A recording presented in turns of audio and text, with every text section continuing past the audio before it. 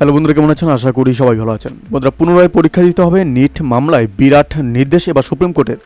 তোলপাড় দেশ। বন্ধুরা, দীর্ঘদিন ধরে শিরোনামে রয়েছে নিট পরীক্ষা, আর সেই জল গড়িয়েছে এবার সুপ্রিম কোর্টে।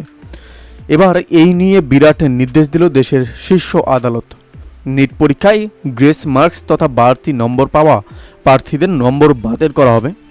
জানা যায় যে মোট 1563 জন পরীক্ষার্থীকে সময়জনিত সমস্যার জন্য বাড়তি নম্বর দেওয়া হয়েছিল।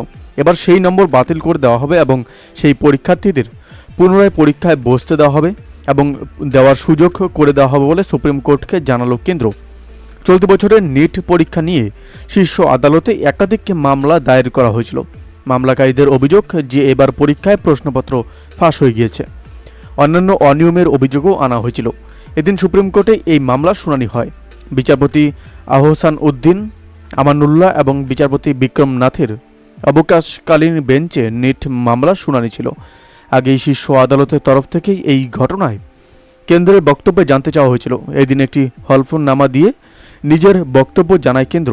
সুপ্রিম কোর্টে জানানো হয় যে 2024 নিট পরীক্ষায় দেওয়া বাড়তি নম্বর বাতিল করা হবে, আর এর বদলে পরীক্ষার্থীদের পুনরায় পরীক্ষা দেওয়ার সুযোগ প্রদান করা হবে।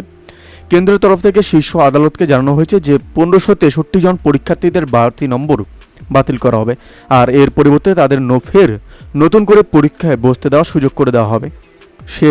যে সকল পরীক্ষার্থী পরীক্ষা দিতে ইচ্ছুক তারা 23 জুন পরীক্ষা দিতে পারবেন। তবে এই নিয়ে একটি সংশয় দেখা দিয়েছে, কারণ পরীক্ষা দেওয়ার সুযোগ বিকল্প হিসাবে প্রদান করা হয়েছে, আর তাই কোনো পরীক্ষার্থী না চাইলে পরীক্ষায় নাও বসতে পারেন।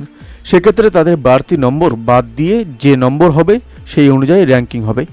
এ বিষয়ে কেন্দ্রের পক্ষ থেকে স্পষ্ট করে কিছু জানানো হয়নি। এদিন সুপ্রিম কোর্টকে কেন্দ্র বলে যে এই 1563 জন প্রার্থীর ফলাফল পুনরায় বিবেচনার জন্য একটি কমিটি তৈরি করা হয়েছিল। সেই কমিটি এই সিদ্ধান্ত দিয়েছে। বলা হয়েছে এই পরীক্ষার্থীদের রেজাল্ট বাতিল করে দেওয়া হবে। আগামী 23 জুন পরীক্ষা দেওয়া হবে এবং আগামী 23 জুন রেজাল্ট 30 জুন, আর আগামী 6 জুলাই থেকে MBBS, BDS এবং অন্যান্য মেডিকেল পাঠ্যক্রমে ভর্তির কাউন্সেলিং শুরু হবে।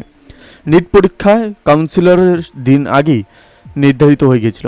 সুপ্রিম কোর্টের সেই সিদ্ধান্ত কোনো স্থগিতাদেশ জারি করেনি, বরং শীর্ষ আদালত জানায় যে পূর্ব নির্ধারিত সময় অনুযায়ী কাউন্সেলিং হবে। নতুন করে পরীক্ষা হলেই এই প্রক্রিয়ায় বাধা পড়বে না। আগামী 8 জুলাই থেকে নিট পরীক্ষা সম্বন্ধিত সকল আবেদনের শুনানি শুরু হবে। বন্ধুরা, এই আপডেট প্রসঙ্গে আপনাদের কি মতামত অবশ্যই আমাদের কমেন্ট করে জানতে বলবেন না। ভালো থাকবেন, সুস্থ থাকবেন, ধন্যবাদ। দেখা হচ্ছে নতুন ভিডিওতে। আপনি কোথা থেকে দেখছেন এই ভিডিওকে অবশ্যই আমাদের কমেন্ট করে জানতে বলবেন না।